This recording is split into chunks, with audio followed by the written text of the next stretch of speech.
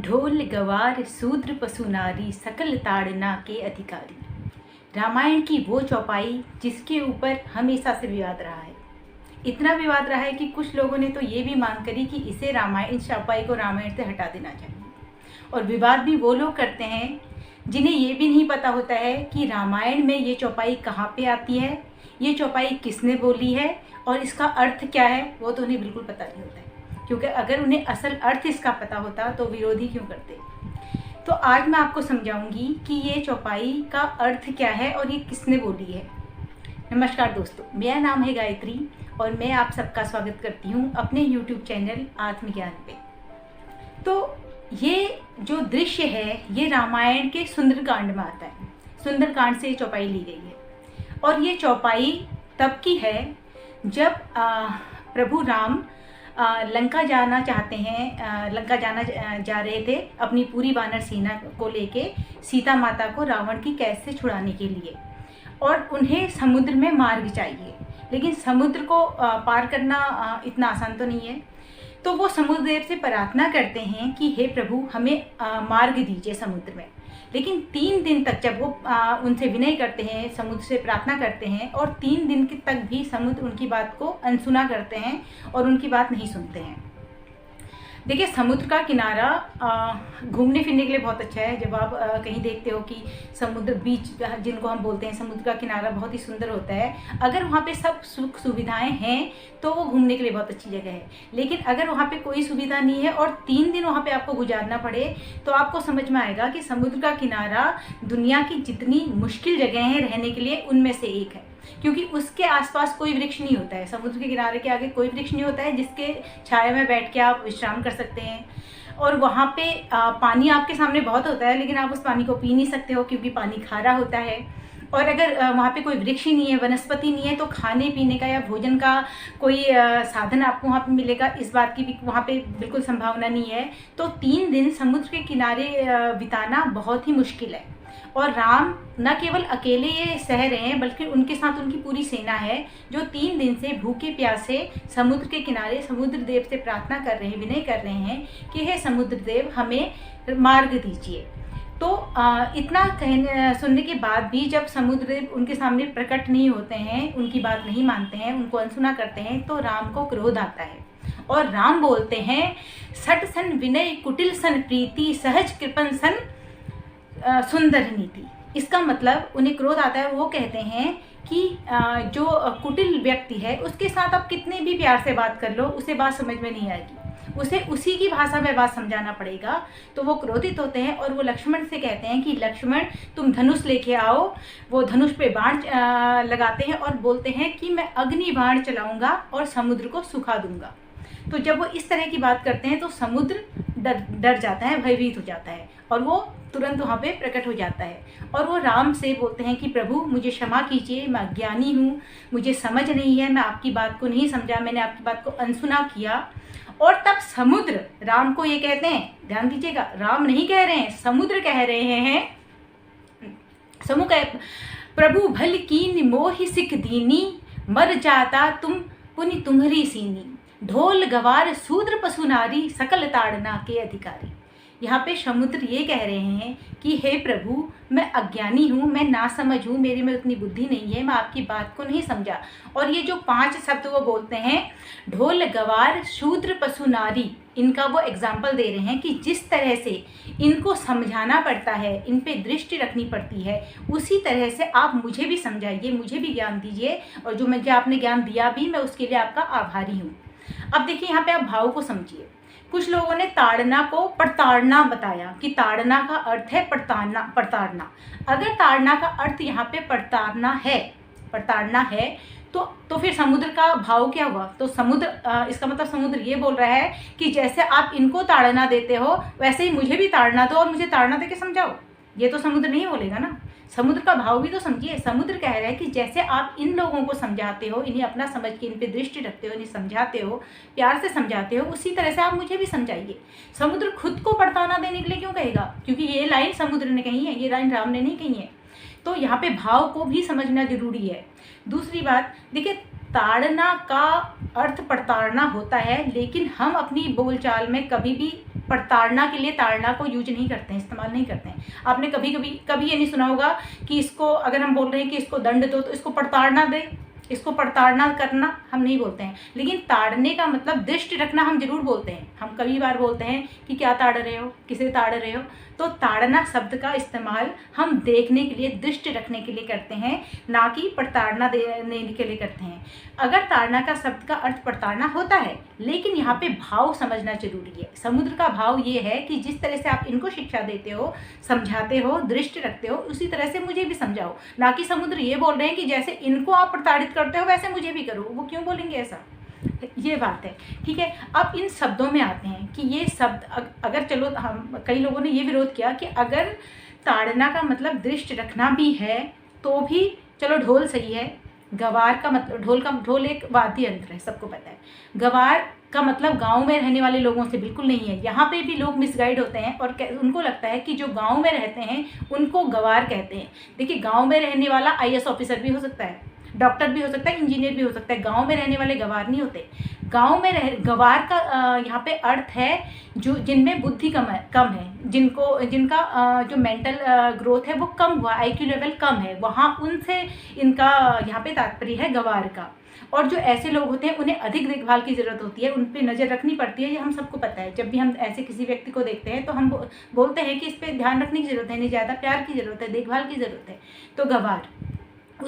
पशु तो देखिए, पशु हमारे घर में जो पालतू जानवर भी होते हैं, जो भी हम अपने घर में पेट्स पालते हैं, चाहे वो कोई डॉग है, कैट है, या अगर आप गांव में रहते हैं तो गाय है, भैंस है, ये जितने भी जानवर होते हैं, अगर हमने घर में एक डॉग पाला है, हमें पता है कि वो बहुत अच्छा है, समझदार है, किसी को नहीं काटता। लेकिन जब भी हमारे घर में कोई अनजान व्यक्ति आता है तो हम उस पर नज़र ज़रूर रखते हैं, क्योंकि हमें पता नहीं, हो सकता है काट दे, उसका मूड सही ना हो, काट दे। तो इसलिए जानवर पे भी दृष्टि रखनी पड़ती है। फिर रहते हैं शूद्र और नारी। इन दोनों ने ही ज़्यादा विरोध भी किया था। देखिए, मैं खुद भी एक नारी हूँ, तो इन्होंने विरोध किया था। शूद्र का मतलब यहाँ पे निम्न जाति से बिल्कुल नहीं है, जो कि यहाँ पे इसको बात को भी मिसगाइड किया गया और ये समझा लोगों ने कि शूद्र का मतलब है निम्न जाति से। बिल्कुल नहीं, शूद्र का मतलब यहाँ पे है श्रमिक वर्ग से, जिन्हें हम लेबर वर्ग कहते हैं, जो मेहनत मजदूरी का काम करते हैं। तो उस टाइम पे ये जो श्रमिक वर्ग है उनको पढ़ाया लिखाया नहीं जाता था, वो पढ़े लिखे नहीं होते थे, इसलिए उन पे भी दृष्टि रखने का मतलब उन्हें काम समझाना। और आज भी तो हम यही करते हैं ना। हमारे घर में जब भी कोई हम काम कराते हैं, जहाँ पे लेबर आते हैं, चाहे हम कोई कंस्ट्रक्शन का काम कराएं, कुछ भी हम अपने घर में काम कराएं, हमें पता होता है कि जो लेबर हैं उनको अपना काम अच्छे से आता है, वो बहुत टाइम से अपना काम कर रहे हैं, वो बहुत उसमें कुशल हैं। लेकिन उसके बाद भी हम बोलते हैं ये थोड़ा ठीक से कर दो, वो ठीक से कर दो, बोलते हैं। हम अपना दिमाग हम फिर भी दृष्टि रखते हैं उन पर। तो इसलिए बोला गया था शूद्र के बारे में। अब बात आती है नारी की। देखिए, नारी का यहाँ पे बहुत कन्फ्यूजन होती है कि नारी समाज ने बोला कि शायद हमारा अपमान किया गया है। यहाँ पे नारी का अपमान नहीं किया गया है। हमें ये देखना ज़रूरी है कि ये जो समय है, ये कौन सा समय है। ये त्रेता युग की बात है। उस समय महिलाएं शिक्षित कम होती थी। त्रेता युग तो बहुत पहले की बात है। अगर आप आज से 80 साल पहले जाओ, आज से आपके आसपास जितनी भी महिलाएं हैं, महिलाओं की बात मैं कर रही हूँ, जो महिलाएं हैं जिनकी आयु या तो 80 वर्ष हो चुकी है या 80 वर्ष की हैं, आप उनसे मिलोगे तो आपको ज़्यादातर महिलाएं ऐसे मिलेंगी जो शिक्षित नहीं है, जिनको पढ़ाया लिखाया नहीं जाता था उस समय में। अगर कोई आपको एक आध महिलाएं मिलेंगी भी जो पढ़ी लिखी हैं, तो वो भी बहुत कम पढ़ी लिखी होती हैं। वो फर्स्ट या सेकंड क्लास तक ही पढ़ी लिखी होती हैं। वो इतना ही पढ़ी लिखी होती हैं कि वो हिंदी पढ़ सकती हैं और हिंदी लिख सकती हैं। मैंने गांव में काफ़ी महिलाओं से इस बारे में बात करी थी, जो बुजुर्ग महिलाएं हैं जिनकी उम्र 80 के पार है, जो पढ़ी लिखी हैं, जिनको हिंदी पढ़ना और हिंदी समझना आता है। तो जब मैंने उनसे बात की थी तो उन्होंने मुझे बताया कि ये जो थोड़ा सा उन्हें पढ़ाया जाता था, हिंदी लिखना और पढ़ना, ये भी उन्हें इसलिए पढ़ाया जाता था उस समय, क्योंकि उस समय महिलाएं गांव में रहती थी, वो खेती बाड़ी का काम करती हैं, उनके पति शहर में रहते हैं, तो वो अपने पति को चिट्ठी लिख सकें, क्योंकि उस समय फ़ोन कॉल तो होते नहीं थे। तो कई महिलाओं ने मुझे, ऐसे बुजुर्ग महिलाओं ने हमें बताया कि उनके माँ बाप ने उन्हें फर्स्ट और सेकंड क्लास तक इसलिए भेजा ताकि वो अपने पति को चिट्ठी लिख सकें। तो ये 80 साल पहले की बात बता रही हूँ मैं। और रामायण है त्रेता युग की। तो महिलाओं को उस समय कम पढ़ाया लिखाया नहीं जाता था, कम महिलाएं पढ़ी लिखी नहीं होती थी।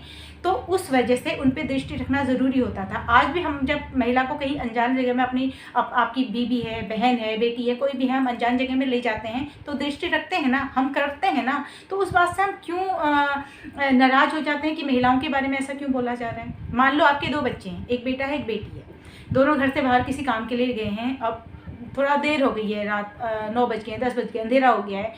आपको चिंता दोनों की है, आपके दोनों बच्चे हैं, लेकिन आप किसको कॉल ज़्यादा करोगे, किससे बार बार पूछोगे कि कहाँ हो, कहाँ पहुँचे। आप बेटी को ज़्यादा करोगे ना, बेटी की चिंता आपको ज़्यादा होगी। तो महिलाओं पे दृष्टि रखना है, अगर उस पर ध्यान देना है, उनकी देखभाल करनी है, तो इसमें बुरा मानने की क्या बात है। और ये तब की बात है जब महिलाएँ कम पढ़ी लिखी होती थी। इसलिए नारी, देखिए नारी को बहुत बार हमारे ग्रंथों में ये लोग दोष निकालते हैं। कई लोग विचार करते हैं, अपने विचार करते हैं कि नारियों का अपमान किया गया है। नारियों का अपमान बिल्कुल नहीं किया गया है, लेकिन हमें अच्छी तरह से वो समझाया नहीं जाता है, हम उसको गलत समझ बैठते हैं। हमारे हिंदुस्तान में, भारत में बहुत सारे ऐसे मंदिर हैं, जैसे केरल में एक मंदिर है, राजस्थान में एक मंदिर है, जहाँ पे महिलाओं का जाना वर्जित है। तो इस बात पे भी बहुत विवाद हुआ था। महिलाएं इस बात पे विरोध कर रही थी कि हमारा जाना क्यों वर्जित है, और कुछ महिलाओं ने तो ज़बरदस्ती जाने की भी कोशिश की थी मंदिर में कि हम जाएंगे। हमें ये समझना होगा कि हर समय अपनी सीमाओं में बंधा होता है। ये किस समय की बात है और इस बात के पीछे क्या कारण था, वो समझना ज़रूरी है। किसी भी बात का विरोध करने से पहले पूरी जानकारी लेनी ज़रूरी है। देखिए, अगर आपको किसी बारे में जानकारी नहीं है, उसकी कोई उसमें गलत बात नहीं है, लेकिन अगर आपको जानकारी नहीं है और आप जानकारी करना भी नहीं चाहते हो, सर्च भी नहीं करना चाहते हो, ये गलत बात है। बिना जानकारी के आप विरोध कर देते हैं, वो बहुत गलत बात है आजकल। तो वहाँ से आपको पता चलेगा कि वो जब महिलाओं के लिए वर्जित किए गए थे, वो स्थान क्यों किए गए थे। ये ज़्यादातर ऐसे स्थान हैं जहाँ पे कुछ अनुसंधान किए जाते थे, जहाँ पे अगर किसी को बाधा है तो वो बाधा उतारी जाती थी। या अगर मैं, देखो, भूत प्रेत को मैं बिल्कुल प्रमोट नहीं कर रही हूँ, मैं खुद इस बात को नहीं मानती हूँ, लेकिन मेरा मानना है कि जहाँ पे ऐसे कार्य किए जाते हैं, जैसे हमें कहा जाता है कि शमशान में अकेले मत जाओ, या कब्रिस्तान में अकेले मत जाओ, या रात को मत जाओ, क्योंकि वहाँ पे ऐसा नहीं कि कोई भूत प्रेत है। वहाँ पे देखो, कोई इंसान वहाँ पे दफनाया गया है, जलाया गया है, किसी की अकाल मृत्यु हुई है, किसी को बहुत ही टॉर्चर किया गया है, अलग अलग तरह के वहाँ पे लोग हैं। तो उतनी टाइप की वहाँ पे नेगेटिविटी होती है, और नेगेटिविटी होती है, ये तो साइंस ने भी प्रूफ कर ही दिया है। नेगेटिविटी को तो आप मानते हो। तो उस समय ये होता था कि अगर ऐसी जगह पे कुछ अनुष्ठान किए जा रहे हैं, किसी का झाड़ा या कुछ बाधा दूर की जा रही है, और वहाँ पे कोई महिला जाती है उस वक्त, जो महिला की पढ़ी लिखी नहीं है, समझ कम है, और वो महिला उस चीज़ को देखती हैं और उससे वो डर जाती हैं अगर, और उनको ये लगने लग जाता है, उनके दिमाग में ये चला जाता है कि वो जो वहाँ से कोई भूत उतारा वो मेरे अंदर चला गया।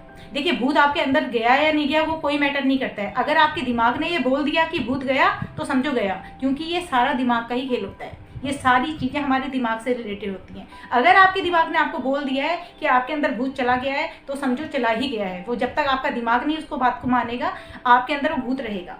तो वो महिला अगर वो वहाँ गई और वो किसी चीज़ को देख के डरी, या उनको ऐसा एहसास हुआ कि उनके अंदर कुछ चला गया है, तो वो घर आके खुद भी डिस्टर्ब हो जाएंगी और फैमिली को भी डिस्टर्ब कर देंगी। तो इसलिए कुछ ऐसे स्थान थे जहाँ पे महिलाओं को जाना वर्जित था। बाकी मंदिरों में नहीं, हिंदुओं में तो मंदिर महिलाएं ज़्यादा जाती हैं। आप देखोगे पुरुष तो कम ही महिला मंदिर जाते हैं। और हमारी जो देवी देवताएं हैं, हमारी देवियाँ ज़्यादा हैं, देवताओं से ज़्यादा देवियाँ हैं। तो जिस देश में देवियों को इतना मान दिया जाता है, जहाँ मंदिर बनाए ही स्त्रियों के लिए जाते हैं, स्त्रियाँ ही ज़्यादा मंदिर जाती हैं। व्रत रखना, पूजा करना, ये स्त्रियाँ ज़्यादा करती हैं। तो स्त्रियों को मंदिर में जाने से क्यों रोका जाएगा? कोई कारण तो होगा ना। इतना तो हमें समझना चाहिए ना कि कोई कारण होगा। लेकिन आज की जो महिला है, जो पढ़ी लिखी है, समझदार है, अगर वो वहाँ जाती है तो कोई प्रॉब्लम नहीं है, जा सकते हैं आप। ये मेरी विचारधारा है कि आप जा सकते हैं, बाकी ये मेरा विषय नहीं है, ठीक है। तो ये कारण था इस चौपाई के पीछे। ढोल गवार शूद्र पशु नारी सकल ताड़ना के अधिकारी।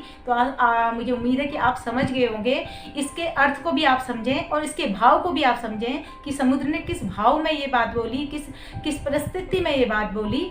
और राम ने बाण चला। अब देखिए, एक बात ये भी है कि राम के ऊपर कई लोग जैसे उंगलियां उठाते हैं। आप देखिए, राम ने लक्ष्मण को बोला कि मेरा धनुष लेके आओ, मैं एक अग्नि बाण चलाऊंगा और समुद्र को सोख दूंगा। मतलब समुद्र को सोखने की जो शक्ति है वो राम के अंदर है। उसके बावजूद वो 3 दिन का इंतजार करते हैं। आप समझ सकते हो क्या हमारे अंदर इतना धैर्य, इतने पेशेंस हमारे अंदर है कि जो काम को हम चुटकी में जाके कर सकते हैं, उस काम के लिए हम 3 दिन कड़ी धूप में भूखे प्यासे इंतजार करते हैं, और वो भी तब जब माँ सीता रावण की कैद में है। आप अपनी जगह, अपने को राम की जगह रख के देखिए, क्या आपके अंदर इतना सब्र होता? बिल्कुल भी नहीं होता। तो ऐसे हैं हमारे प्रभु राम, इसीलिए उन्हें कहा जाता है पुरुषोत्तम राम। तो उम्मीद है आपको ये वीडियो अच्छी लगी होगी और आपको इस चौपाई का सही अर्थ समझ में आ गया होगा। अगर ऐसी वीडियो आप देखना आपको अच्छा लगता है तो मेरे चैनल को सब्सक्राइब कीजिए, लाइक कीजिए। तब तक के लिए नमस्कार।